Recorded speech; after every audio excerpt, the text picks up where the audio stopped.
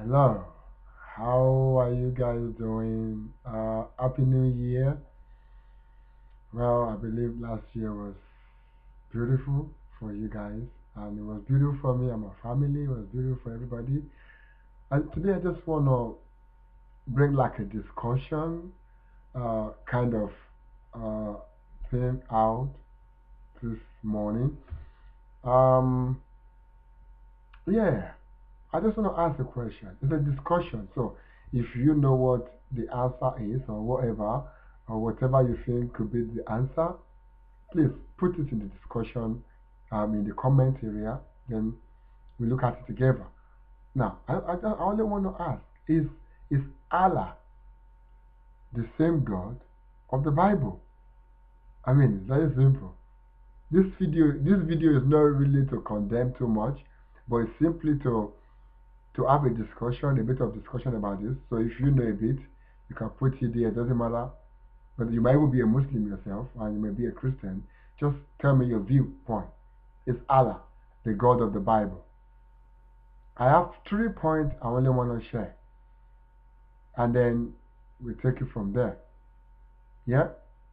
The first one I'm going to do is I'm going to open a Quran, and I'm going to read a Quran.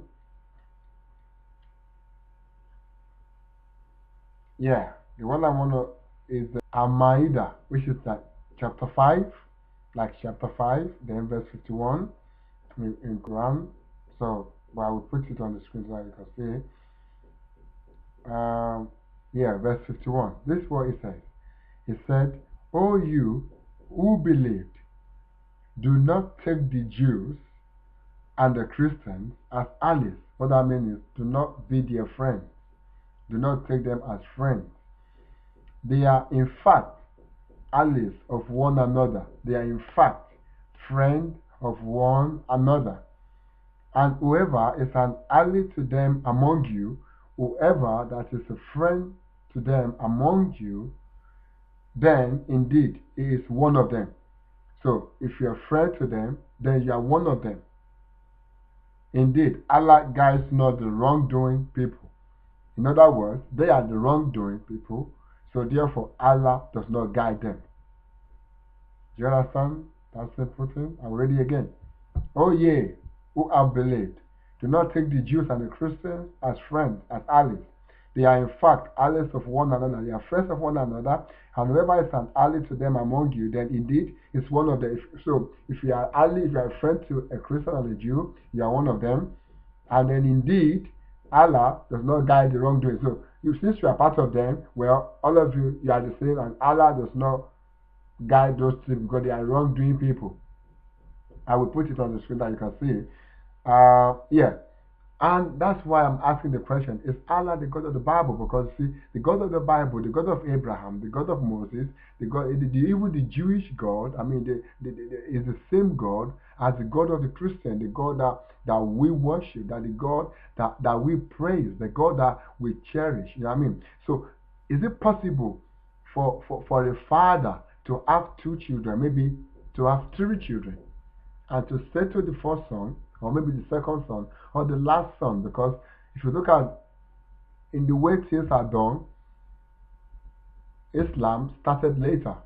So therefore, let's say Jewish, yeah, the Jews are the first, but let's say they are the firstborn. Let's say the Christian are the secondborn, and the Islam or the Muslim are also the third one. Now, if let's assume that we have one father. Now, is it possible for the father to say to the last born and say, you know what? You see, the first and the secondborn, they are friends of themselves. They are wrongdoing people. Do not be their friend.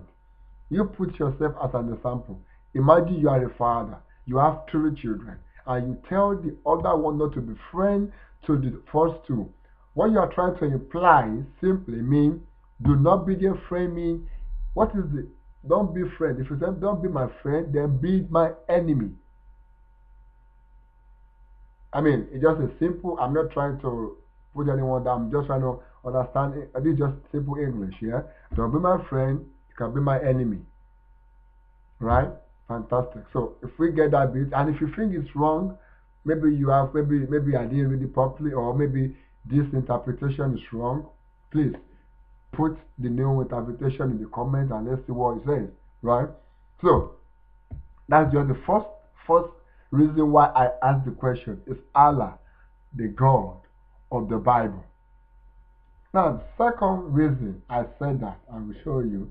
If you go to the Bible, that one was in the Quran. Now, if you go to the Bible, in the book of Ezekiel, chapter 8, verse 16. You see, let me give you a simple scenario there. You see, when God delivered the children of Israel from Egypt, when He took them to the promised land, He told them specifically that all those people, that the pagans that were there before, the idol worshippers, He told them to specifically get rid of them, send them out of the land. Why? So that they will not pollute you. Yeah, so that you will not compromise and then begin to serve their God. So, but because they did not cast all of them out, they did not listen fully to what God asked them to do, right? So they left some of those people, and along the way, they began to compromise their God, and they began to worship the pagan God. They began to worship all manner of things. Yeah, they began to worship idols. So if we not Ezekiel is a prophet in the Bible, and this prophet in the Bible, sometimes God will reveal so many things to him. But in the book of Ezekiel chapter 8, verse 16. Now if you read the whole chapter 8, God has been taking him to different places, showing him new stuff. God has been showing him stuff, right? So now in this part, God took him to a place. Verse 16 of chapter 8 of Ezekiel 8:16 said, He then brought me, God then brought him into the inner court of the house of the Lord. Into the inner court of the house of the Lord. God brought him in the spirit into the inner court of the Lord. And there, at the entrance to the temple, between the portico and the altar, now, were about 25 men. They're supposed to be the leaders, yeah, in Israel. It's about 25 men.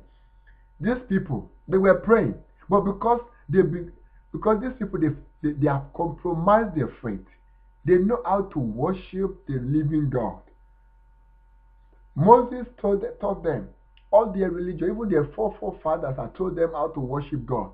But because right now their mind has been polluted, they are not worshiping the real God, they are worshiping idols. See what they do.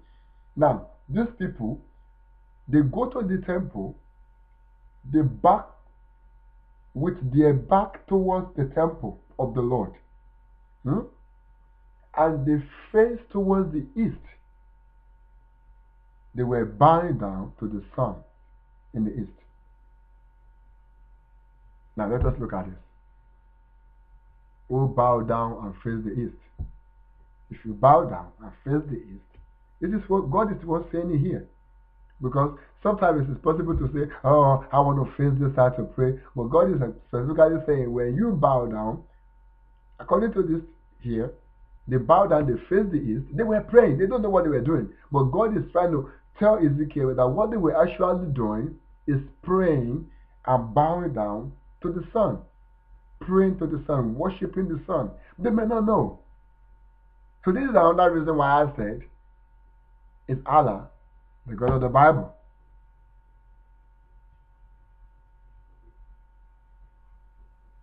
It's Allah, the God of the Bible. And then the third reason, I'll just tell you a bit of story. You know, when I was very young, in Africa, there in Nigeria, you know, from where I came from, my great grandfather, from where we came from, we worship idols, right? And there's a particular idol we worship. We call it. Actually, we have so many. We have the god of iron, which is they call it Ogun. We have the god of thunder, which is Shango. We have the god of the river, they call it Oshun. And we have one called Egu, masquerade. Now, we have all these gods, yeah? And when I was growing up, we grew